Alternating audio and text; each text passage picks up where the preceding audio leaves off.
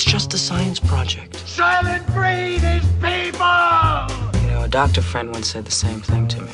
Frankenstein was his name. It's alive! It's alive! It's alive! That sounds like something out of science fiction. Please explain to me the scientific nature of the whammy. You live in a spaceship, dear. So? Yes, science! Program complete. Enter when ready. Hello and welcome to a special episode of Science on Top. I'm Ed Brown, and today I'm having a chat with a comedian, writer and bookworm who's probably best known in Australia as co-host with Professor Brian Cox on the BBC radio show and podcast The Infinite Monkey Cage.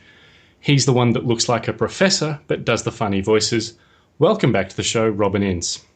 Hello. Yeah, you're right. I have the look that Professor Brian Cox is meant to have, kind of, dowdy, broken, bespectacled in a cardigan while he, moves glamorously around like the pop idol that he still is in the world of particle physics. He looks younger every year and those teeth get shinier and whiter. I'm not sure what's going on.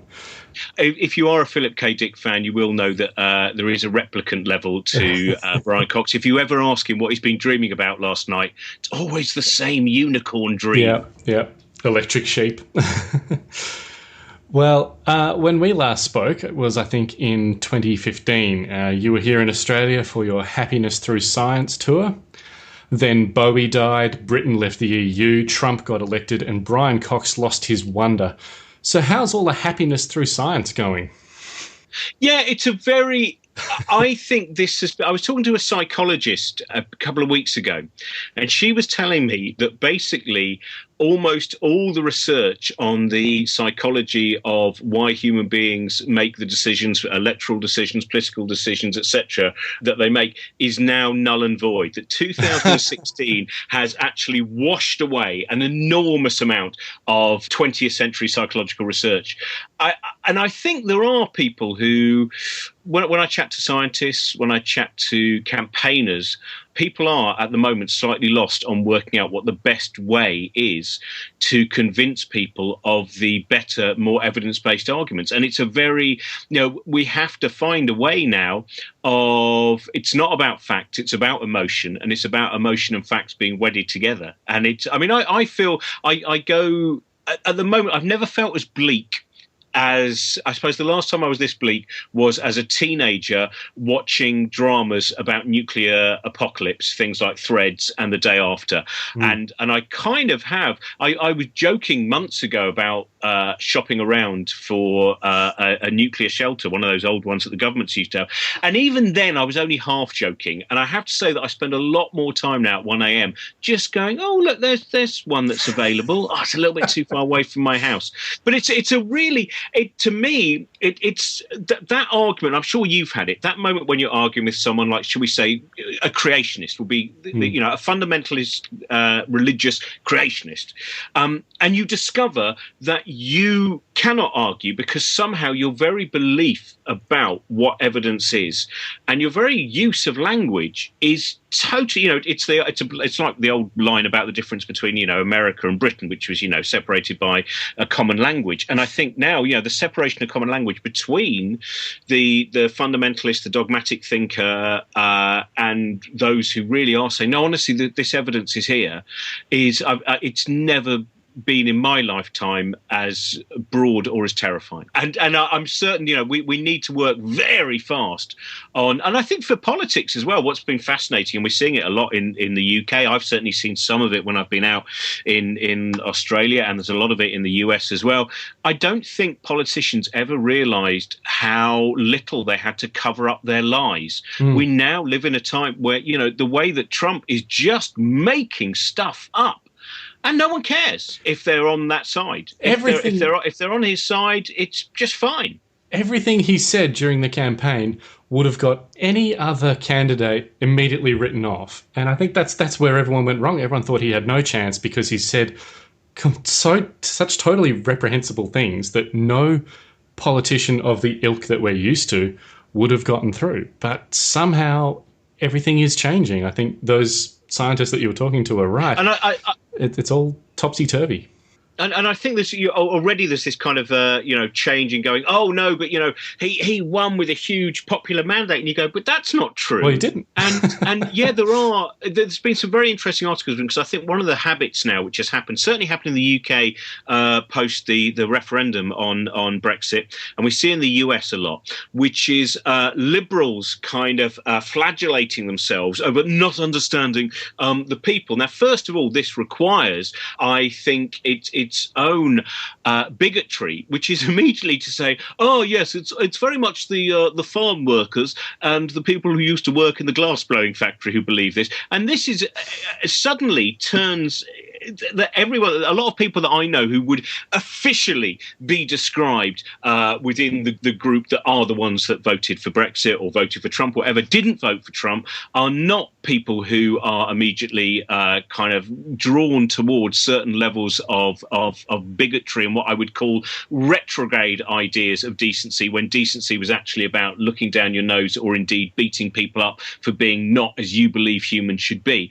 And so they're going, hang on a minute, I'm meant to be part of this gang and I'm not this gang. So let's stop making it so simple that it's just, we didn't understand the separate group. A lot of people are being manipulated by, really, we've become very casual about our use of it. But the truth is there are a lot of journalists and certainly politicians who not that long ago it would have been described as fascism, the kind of things that they are declaring about other human beings. Absolutely. I'm not very jolly on this, am I? What are you doing to me? That's what happens. You get a comedian on to make some jokes to lift everyone's spirits up. No. I do have one side of me is I suffer for, because I think one of the things we need to do is we need to be brutal with our kindness. I think that's something, certainly living near London where sometimes people feel that they're overlooked or whatever.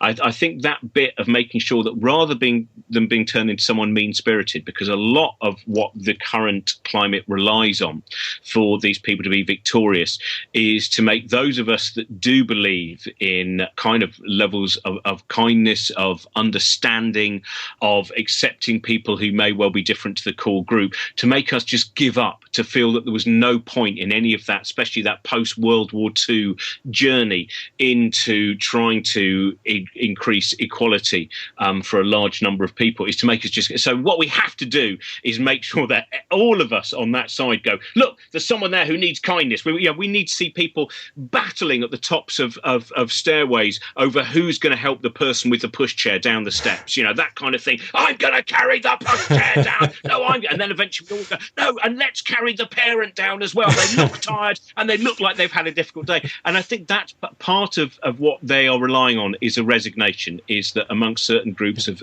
people on the liberal, the left, certain, even within the world of anarchy as well, is to feel that the experiment has failed and that we just draw back and we allow them to advance forward with their extreme and harsh and venal pettiness.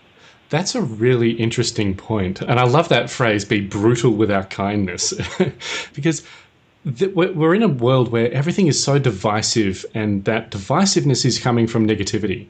And this isn't just a politics thing. It's also dealing with homeopaths and chiropractors and people who believe the world is flat. If we are always on the aggressive, antagonistic side of things, we're not going to get through to people. It just makes people double down and build a wall up around themselves and between themselves and the truth. Well, that's certainly something that we see, which is if you argue in the wrong way, what you have to try and give to people is a better answer, not prove they're wrong. And I certainly think, within the world of skepticism and everything, we've not always been great at approaching people and trying to understand why they believe what they believe. And I certainly see in some of the kind of, atheist areas as well, where people are very keen to just go, oh, that person's an idiot because they believe this.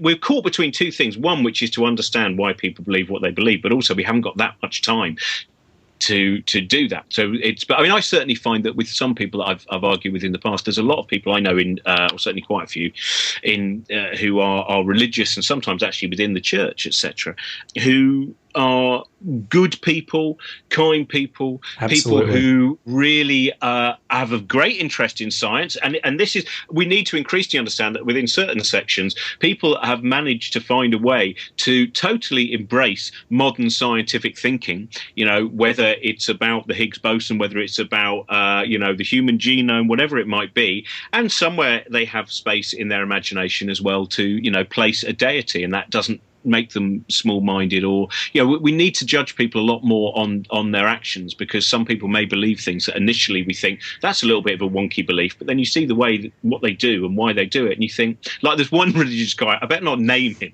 but he got reasonably high up in the church. He's a brilliant guy, and sometimes I talk to him, and the more I talk to him I think, I'm not entirely sure you believe any of the things in the Bible. His main motivation is he thinks, well, I'm here and it's now, and there's a lot of people in trouble, and I need to do stuff. And it's not stuff because eventually I'm going to get some kind of reward where I sit on, candy floss and play a harp. Yeah. It's just the desire to do decent things. And I think that's another thing, is we need to find as many ways as possible of getting rid of unneeded divisions. There may well be certain things that you believe in that I don't believe in, which ultimately, pragmatically, don't worry. I'm a big fan of William James and the psychologist, philosopher, many things that he was.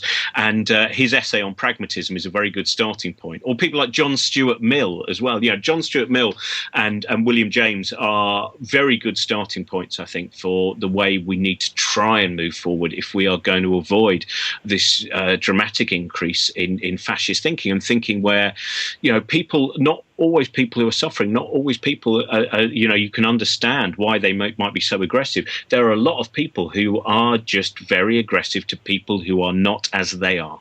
And do you think this is also, I guess, accentuated by the internet and that semi-anonymity that we get, where it's easy to troll or attack someone? And you even said that when I called you for this interview, I interrupted you being sarcastic to someone on Twitter. But is that maybe a part of the problem, that we can fire off an angry email or tweet or something without even thinking it through fully? I think that that's part of it. And I think the main thing is, though, that it's allowed us to be able to find enough evidence to believe that we are utterly right about whatever it might be. I mean, if you look at the different feeds of people who may well attack you, it's always interesting to notice how, partisan they are. And then you can look at your own feed and realize how partisan you are, though.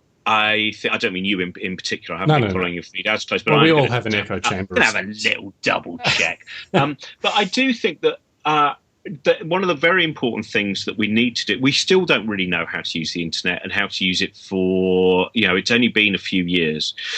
And one of the most important things for us to do is to work out why we believe what we believe. Why do I believe that the idea of the human actions accelerating climate change? Why do I believe that? And of course, the truth is, one of the main ideas behind it is I just know a lot of people who happen to have worked in that field. And first of all, I trust them. So that be before I even get into reading any books, before I get into reading, Tim Flannery or whoever it might be, my first point is, well, there's people I trust, and I have to work out why would they all be wanting to dupe me? Why would they lie to me about the different results of things that research that they've done? And I realize that gives me, for my own, it makes it a lot easier for me because I have access to those people. But it does make, a lot. Sometimes I do think, why do I believe that? And I look at it and I go, do you know what? You have no proper foundation for believing what you believe. And then I have to make a decision of how many things do I need to research, because pragmatically and thinking about the future, not necessarily for me, I've lived to 47. Do you know what? In the history of humankind, that's not a bad amount of time if we look at the mean average of living.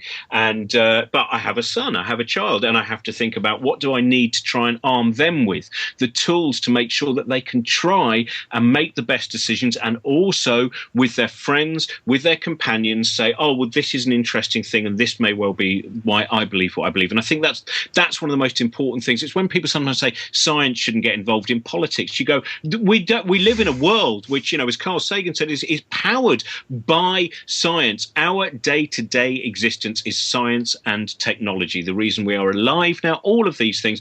So we can't say, and then there's science. Science is throughout politics, and I think that's one of the sad things I see in a lot of the political chambers around the world is the lack of scientists in those chambers. Is all of these people who come from PR and advertising and from this kind of what I would say is the mundane arm of those tedious startup companies that have given nothing to the world whatsoever except for another gadget of no use whatsoever. And these are so the chambers are littered with business people who their first thought is more often than not, well, if the shareholders are happy, maybe there'll be some kind of trickle down effect. Yeah, lightening the mood again. Well, no, I think I only do light when I'm actually on stage. Even that sometimes. You see, the trouble is, I stopped doing stand-up not long after I did the Happiness Through Science tour in Australia. I did Australia and America, and then ended it in the UK. And then I've kind of now, so I spend a lot of my time reading and trying to balance that. I used to do a show with, I still do sometimes, my friend Michael Legg, and it was called Pointless Anger, Righteous Ire. And it was working out, we would get from the audience different things they were angry about, and then the two of us would scream at each other until we'd worked out whether they were things that were pointless anger or righteous ire. And in a different way, I can't remember if I talked about it when I was in Australia, but I reached that point of going, I now only have time for two emotions, and those emotions are fury and joy. And when I'm joyous, I am very joyous. And, for instance, yesterday, just building Lego with my son, just making stuff with him, having an adventure, joy, joy, joy. And then sometimes there'll be a moment of fury, and then Sherlock will come on the television, and then it's joy, joy, joy, and off we go. And then I listen to, because the day we're recording this this Monday 1 year ago was the day that David Bowie, the announcement of his death. Yes. And so then I spend a lot of my time looking at David Bowie stuff, and I think about the importance of creativity, and I think about all of the joy, and I think about his wonderful mind. And so that's how I work out. I think I may well have accidentally given myself a psychological condition which is normally considered to be more often genetic. I think you're not alone in that, but you have to admit, though, for giving up stand-up, you've had a very busy year as well. I think. Yeah. I have not been lounging like Dirk Bogarde in Death in Venice, just watching the waves and seeing my face crack. I have been watching my face crack every now and again. That's just, again, the benefits of poor genes compared to Brian Cox's. I think that's working alongside Brian Cox so much must cause that introspection all the time. How come he's still got dark hair and I've got another grey hair coming up? It's a lucky thing that one thing I don't have in terms of actual appearance. I don't have too much vanity. I've never been a looker, and the fact I look at Samuel Beckett's face. Samuel Beckett, of course, had a wonderful face, far better. But you look at the wrinkles, and sometimes I just think I have to accept that decay advanced more quickly with me, but hopefully shouldn't affect the age I die at. I've always been. There's something about me where I'm balding and I'm grey, and I'll probably be increasingly hunched, and it doesn't matter as long as I can reach my books and open them up, and as long as I can go for a walk and ponder the sky, as long as I can always get my eye to the eyepiece of the telescope as I decide to look at the moon, everything's fine.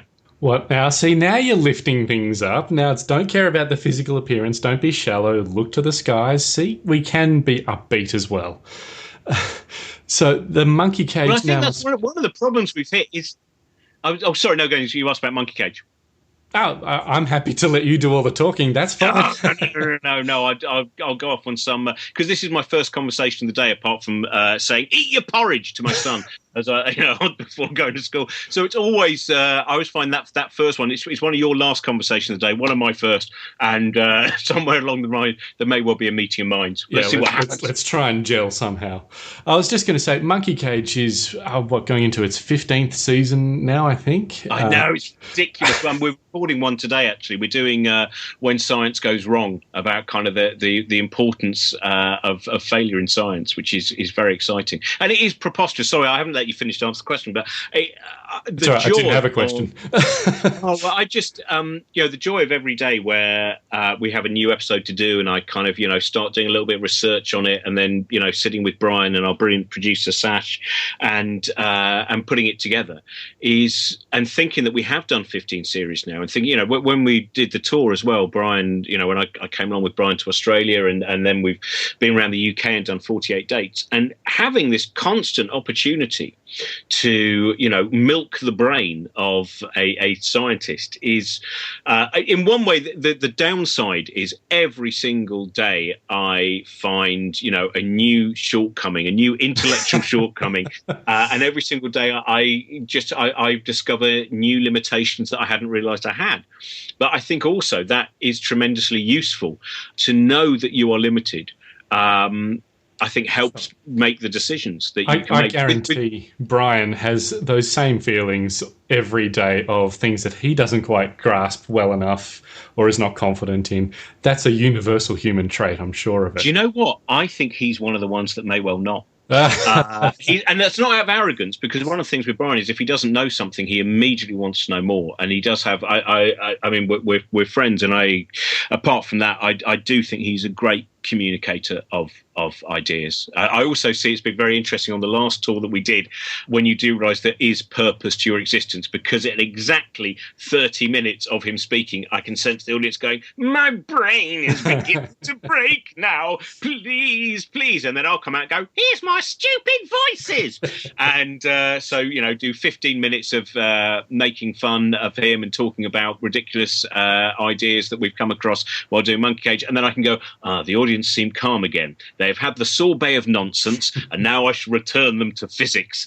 And that's a really delightful thing again of just that the chemistry. It's kind of the accidental chemistry that happens with certain people.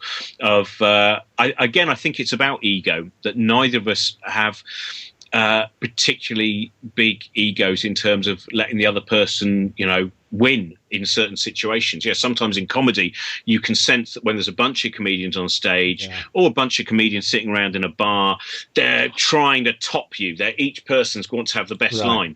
And the older you get, the Aristocats. Yeah, it kind of is. And then there's a point where you can perhaps get older and just get comfortable in the fact that you go, "Oh, good, it's nice to sit back and watch someone else just doing wonderful things," and not necessarily immediately feel pointless yourself. Yeah, absolutely right. And I'm very excited to hear that you're going to have an episode about the failures of science and why failure is important, because I think one of my favourite Monkey Cage episodes was when you talked all about serendipity and the importance of those sort of accidental discoveries almost that have shaped science and human discovery throughout centuries. Do you have a favourite episode or a favourite guest maybe? It's really hard because I do love doing it so much that to narrow it down. I mean, someone that I do. I'll tell you people that the very few. I mean, I've got a list of 3 people that I actually was a bit cross with on it, and I'm not going to tell you what that list of 3 is. No, but out of 15 series, that's not bad. To sit with Chris Hadfield, who I think has just such a wonderful ability of conveying what it is to be a human going into space. I mean, we did a show in Hammersmith at the Apollo. We do a big show every Christmas, Brian and I, with loads of different guests. This year it was Chris Hadfield and Duran, amongst others. And the audience never know who's going to be on public service broadcasting. And before we brought on Duran, who we didn't actually introduce, the curtain was down. We brought Chris on. Again, everyone's a surprise guest. And Chris, we said to him, "Can you just explain in 3 minutes what it's like to go into space and what it's like to return to space?" And he took and it was probably about 6 minutes in the end, but it was such the way that he conveyed the sensations, both the genuine physical sensations and also the psychological and philosophical sensations of that journey. You could see the audience there was a silent gasp throughout that auditorium. And then to go, though, from that into, I said to him, right, we're not going to introduce Duran Duran, but I'm going to say to you, so what is it like when you actually leave the planet? And then if you can say something like planet Earth is very hard to put into words, sometimes planet Earth, and he was going to just keep saying planet Earth, and then during that period of time, behind the curtain, you would begin to hear Duran Duran's Planet Earth, and then the curtains went up, we just walked off, and there were Duran Duran doing Planet Earth, which segued beautifully into a version of Space Oddity, and they did a 30-minute set. And one of the things that was delightful was a lot of people were there going, that does sound like Duran Duran. And the people further back going, I think it looks like Duran Duran. But some people quickly go on the internet and found out there is a Duran Duran tribute band called Planet Earth. And many people left the auditorium and go, well, that was a very good 30-minute set from the leading Duran Duran tribute band, Planet Earth. But so Chris Hadfield is one of them. Brian Blessed, the actor, the wonderful actor, best known for Flash Gordon, just has this tremendous passion. People like Lucy Green, who is actually coming on the tour with us as well, the astronomer Lucy Green, again has a magnificent ability to convey the wonderful ideas of cosmology. So Ross Noble is always a joy to have on, because once he's on, we can look at each other and catch each other's eye and think, who's going to go for that joke? I think we've just found that particular angle. Danielle George, who was on recently, is, again, she did the Royal Institute Christmas lectures. What was it, about 2 years ago, and she brought some basically the old disk drives, floppy disk drives in, and there's people who've made, you can make little orchestras using the different sounds of the disk drives. You can program them, and she just displayed that, and that was one. And again, that's a fascinating thing. We were doing a show about technology around the house, and when you think that very much in our lifetime, the floppy disk was a wonderful, incredible thing. Can you believe such a thing exists? And within our lifetime, it has become this ridiculous, archaic, the kind of thing that might be found in the back of a mummy's tomb. And that to me is an incredible, again, when we see the difficulty currently of conveying evidence and the nearest thing we have to fact to a large number of people, while at the same time our technology is moving ahead at an incredible rate. This creates a quite frightening schism, I think, between progress and also, retrograde movements in politics and public affairs. Well, that's it. You can't just stop there. That needs to be fleshed out more.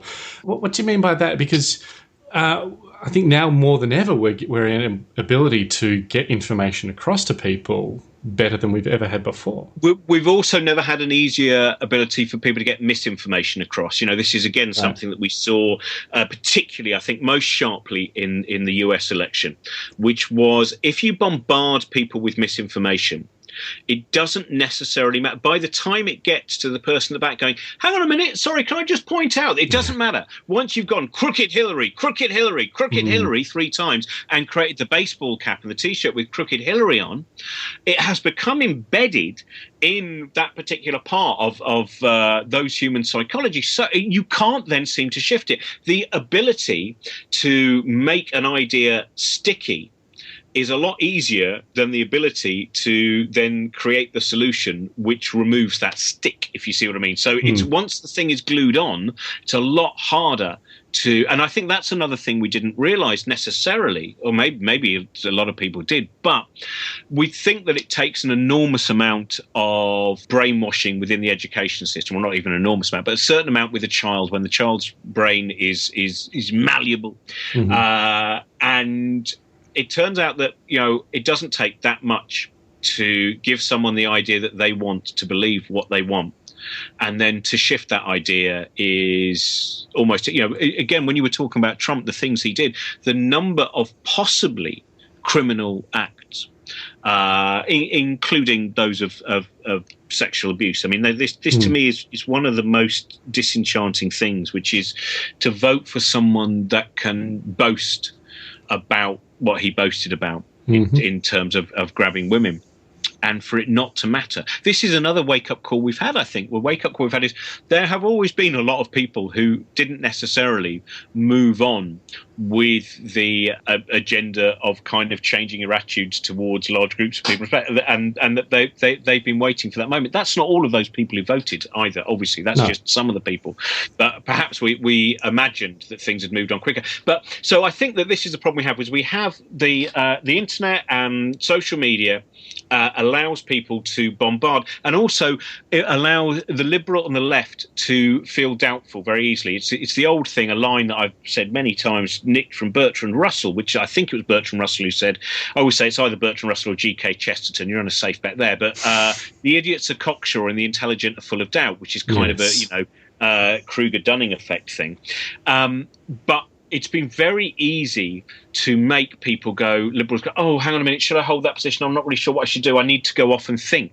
Now, while some people have been busy going off and thinking, other people have said, right, now we just keep battering. Yeah. And they, by not being burdened by really thinking why they believe what they believe. And then, of course, we're given this thing of, oh, you're saying people are idiots or blah, blah, blah. So again, there's been another way. It's been interesting. Those people who are most keen to bang on about, oh, it's political correctness, everything's political correctness, you can't say what you want anymore, are tremendously politically correct if you ever call out an idiot. Immediately, they think that it's very politically incorrect to call an idiot an idiot. And so, again, that's another handy tool to make those who try and base their decisions on the evidence, to constantly keep their doubt, because as we know, science is about doubt. The best forms of really moving forward are always by keeping your keen doubt there and trying to work out why you should be doubtful and why nothing is 100%. That is a tremendous weapon that can be used against you in the current speed. Once the story is made, there's another story in 10 minutes time, so that story is just true. There's no time to go back. We are bombarded with information and our brains cannot handle this amount of information in the technical way that is required, I think, at the moment. So we have to try get off. So, again, we have to make decisions. I don't need to be on Twitter now. I don't need to be on the social media. I don't need to have an argument with this particular person. That's right. Yeah, I've found that I've stopped posting on social media a lot. Well, I'm posting personal things. This is what I'm doing, sort of thing, but far less of the memes and the political things and this is an important article that shows why Trump is a terrible person, sort of thing. I've pulled away from that because I don't know how much of it was ever helping and how much was hurting. So I think we all need to reassess how we approach the world, and particularly social media now.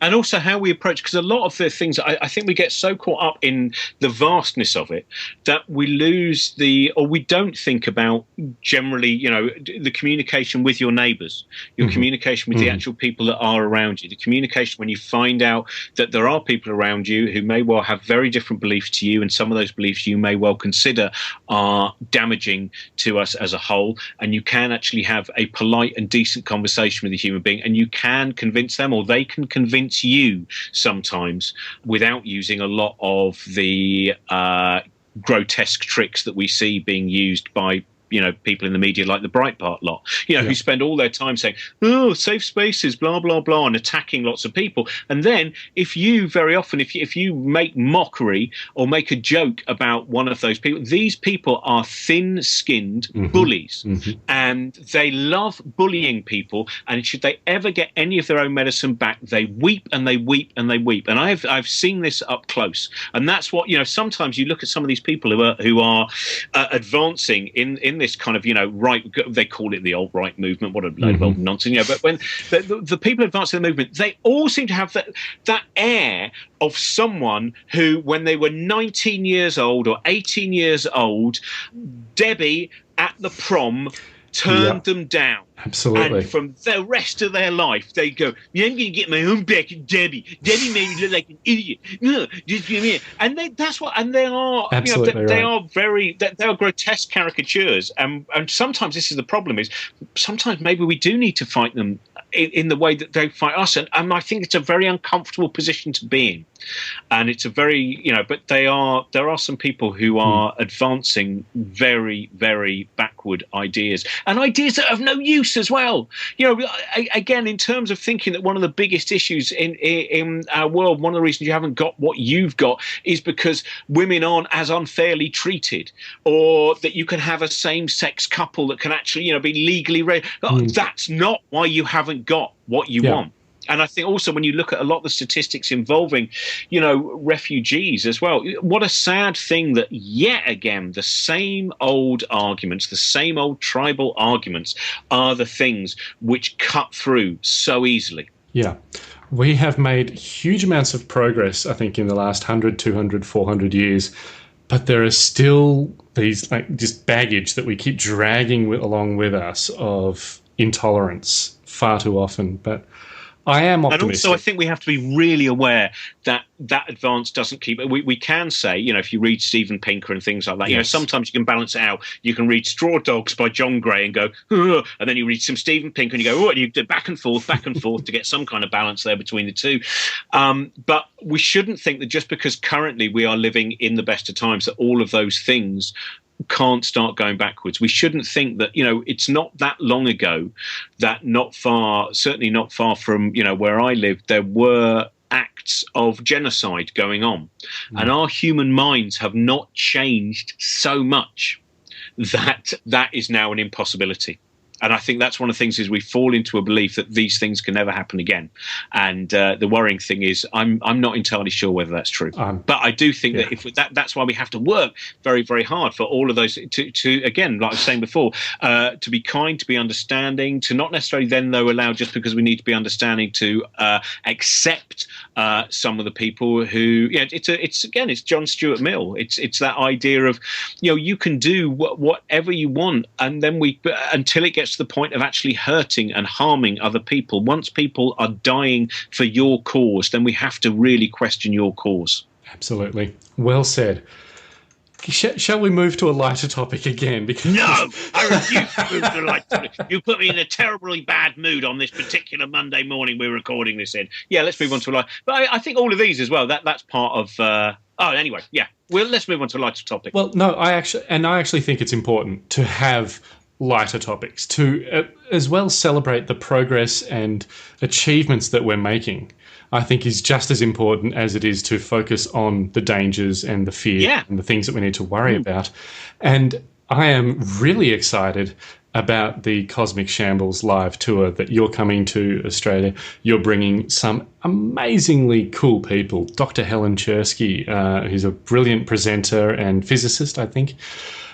Professor Lucy Green. I've had her on Monkey Cage recently, and she did this great experiment, which as you know, she's a bubble physicist. That's her particular area, and she made a lava lamp using. I love that. It's so good, isn't it? The lemonade and raisin lava lamp. Though the best one to do is to use tonic water to make your lava lamp with the raisins, because then also if you use UV light, you're going to have even more fun with it, and it becomes a really, really delicious lava lamp. Do not drink lava lamps sold as lava lamps, but you are able to drink Helen Chersky's raisin and tonic lava lamps.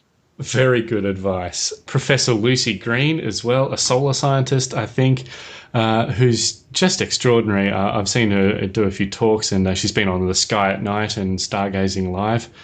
So she's coming along as well. Matt Parker, of course, stand-up mathematics, who's a very funny guy.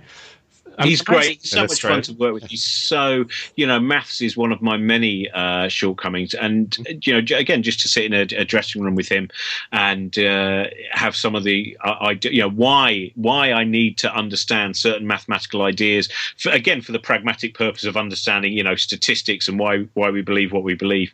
I mean, all three of them are people, because I've worked with them quite a lot, especially Helen and Matt, actually, in the UK. And I think they have a great ability that without in any way making it facile, they can show that scientific ideas can be tremendously approachable, because very quickly people can be quite aggressive sometimes to making science approachable. But I don't think you have to make it. You can make it childlike without making it childish. If you see what I mean? I do. Which is all of that joy. And again, that's something that I think we've lost in our the ease of being aggressive on social media. Is you can lose just the actual proper good use of delight and curiosity. But I'm very excited to be. All of those people are. It's something we've been talking about for ages, because for a long time in the UK, for probably 10, 11 years, maybe more than that, I've been putting on shows mixing up comedians and musicians and scientists, and it seems to work in terms of people leave the venues, many of whom are not really into science, but are open-minded enough to go, well, let's just find out what's going on. Or maybe they've come to see their favourite comedian, or they've come to see their favourite musician. And then when they leave, you get all these fantastic, tweets and questions via Facebook and other ways.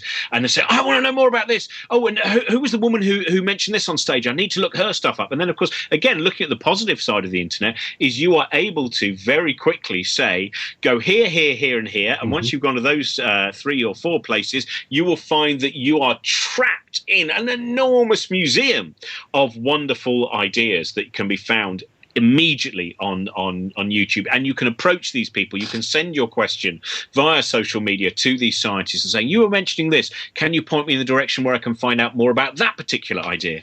Exactly, absolutely right. We should also mention, of course, your partner in crime, Josey Long, is also coming out here. Yes, I mean, Josey and me have worked together. It's a terrifying thing that I think the first gig I did with Josey was when she was 17 and I was an old man on the circuit then. And she would often mock me for being so very old. And I now explained to her that she's 3 years older than I was when she mocked me for being very, very old. But we've worked on and off together. In fact, on for a lot of time, for nearly it's 15, 16 years now, and have so much fun doing. We do the Book Shambles podcast, and which is, in fact, we had Helen Chersky on that recently, and Matt Parker. Chris Hadfield is still one of my favorites. That was the nearest we got to. Josey and me are not necessarily, we don't approach it in a very professional way. We're not like you, and so it's very kind of scattergun. But with great respect, and because we're really excited with all the guests we have. But Chris Hadfield was the one where I think we got closer to go, hello, we're joined by Commander Chris Hadfield, the scientist, astronomer, astronaut, that's it, the astronaut, and we're going to do this one really properly. And we really, I think it's the closest we got to actually doing a proper, because apart from anything else, once you've got an astronaut in the room, you're in awe. And that's a beautiful thing to watch, actually, is whenever you see, when Chris was doing the Hammersmith show afterwards, at the drinks afterwards, people just go up and they go, I'm so sorry, but can I just get a photo with you? And I just think what you've done is, no. And the same with Tim Peake as well. And one of the wonderful bits of about astronaut training and indeed the psychology of astronauts is they are tremendously calm individuals, because you can't have someone who's going to kick in the space station if something doesn't work. And they are always so calm and so delightful. We did Brian and I did we're in a musical written by Eric Idle that went out over Christmas on telly. Fantastic. It was absolute, hopefully ridiculous, and some people found it, overly bizarre. Which was look great good. in a miniskirt. That's all I'm going to say. I am still annoyed about that, right? Because that was not a proper miniskirt. That was like a basketball skirt. And I said to them, that is neither as funny nor shows off my wonderful thighs as well as a nice tight miniskirt. So if we do a sequel, I believe Eric is currently working on the idea of a sequel, and I am in a miniskirt in the script, I am in a miniskirt on screen. Let's stop. That would not have sent the budget out of the stratosphere. But Tim Peake, we had a guest appearance in it, and of course Tim, again, literally every take that he was off the set, people go, I'm really sorry, can I just get a selfie with you? I really love what you've done. And I think that, again, that's another side of it when you were saying about the negativity versus the positivity. And Chris Hadfield, actually, again, I would say on his Twitter stream around the January the 1st or the end of 2016, he said, it seems to have been a very negative year, but all of these good things have happened too. And You're right, we must not get caught up. Thinking about some of the journeys that are going on into space, thinking about those images we are now able to see of the landscape of Mars. These are things that we need to also, as you were saying with your Twitter feed, maybe cut down sometimes on that. You won't believe it, but now Trump's done this, is to make sure that we also keep going. Here are some of the other human endeavors that are going on. And I think that's a very important part of it. But Josey is just, she's always lovely to work with. We've toured together in the past with our friend Grace Petrie, who sadly won't be with us on this occasion, who is a brilliant and very passionate singer of wonderful songs. But Josey and me are very excited to. It's the first time, I think, it's the first time that we've been out of the UK touring together. So that's really good. Excellent. Well, like I said, I'm really looking forward to it. What sort of thing can we expect? Is it just going to be panel discussion? Is it going to be Q&A? Is it going to be singing and dancing? It's going to be singing and dancing. There might be a panel discussion. I mean, I think what we'll probably do, we don't know yet, but everyone will get a chance, because there are also going to be a lot of guests, which we haven't announced yet. Oh. We've got some really great guests in Australia and New Zealand, various different musicians and comedians who we decided Come we on. kind of Give us the Science on Top exclusive. Come Come on. I'm not going to tell you anything. I can tell you that. I'll tell you what, you will be the first person. If you want to do a quick 5-minute version, I will do the moment we're allowed to. I will. But they're really good people who I really admire, and you know, people who New Zealand, we have some fantastic. Australia, you know, Melbourne and Sydney and Perth. In fact, we've just got really, because Perth I love playing. I really like Perth because Perth was the first gig on my tour 2 years ago, and I was so tired and I was slightly psychologically broken, and I thought, oh my God, if this audience don't give me any energy back, this whole show falls apart. And they were so good. They just, you know, that bit, I couldn't believe that I was able to get through it. But what a fantastic audience. But so we're going to have various musicians coming on as well, various comedians coming on. Everyone, the scientists, Helen, Lucy and Matt will all do a kind of, a 10, 12-minute piece explaining an idea that they particularly want to talk about. Then I think we'll do at some point a panel as well, or maybe 2 panels where the audience can tweet in questions. And then there are going to be lots of bands and lots of music as well. And I think Josey will probably present it together. We'll probably go on together and just kind of muck around. And what I hope is that what these shows have generally done is they are filled with an incredible level of joy and excitement out of the best sides of humanity. And I like that moment afterwards in the bar. More often than not, we're still hanging around. It's nice to be able to talk to your audience afterwards as well, get feedback it's the idea of when you are feeling very negative about the world, for 2 to 3 hours in that night, we will inject enough passion and excitement that will at least get you, I hope, through a fortnight, and not necessarily through the rest of your life. You'll need to take other kind of patches to keep going, but it's the idea of going, there are brilliant things about being a curious human being. Self-consciousness deals us a very strange hand, but it is a hand that again means that you can look down a microscope and look through a telescope and wonder why things are as they are, and have access to the ability to start on that journey. Fantastic. Well, I look forward to buying you a drink in the bar after the show. If people want to go, and they definitely should, tickets are available at atheistfoundation.org.au. We'll, of course, have a link to in the show notes and on the website scienceontop.com/cosmic shambles. Robin Ince, it is always a delight to chat with you. Thank you so much for joining me today. Thank you very much. Cheers. Yeah, it's always hard to have a chat with Robin that doesn't bounce around 100 different topics. And that conversation was such a shambles that I forgot to announce the dates for the Cosmic Shambles live tour. So if you want to see Robin Ince, Dr. Helen Chersky, Professor Lucy Green, Matt Parker and a host of other fantastic people, get yourself to Sydney on Tuesday the 28th of March, or Melbourne on Saturday the 1st of April, and or Perth on Thursday the 13th of April 2017. Just check out scienceontop.com/cosmic shambles live. Okay, thanks everyone for listening. I hope you enjoyed that chat with Robin Ince. Keep an eye out for episode 254 of Science on Top, which will be posted pretty soon. Thanks.